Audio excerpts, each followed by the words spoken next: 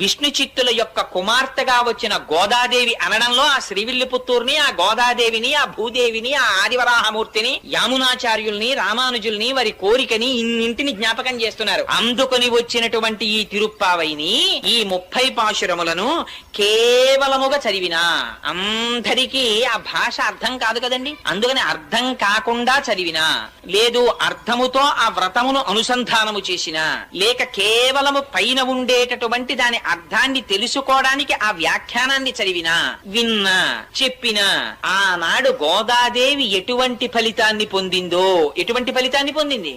శ్రీరంగనాథుడిలో ఐక్యాన్ని పొందింది. గోపికలు ఎటువంటి ఫలితాన్ని పొందారో వాళ్ళు ఎటువంటి ఫలితాన్ని పొందారు? పరమేశ్వరుని నుంచి విడివడవలసినటువంటి అవసరము లేని నిత్య సంశ్లేషాన్ని అనుభవించారు.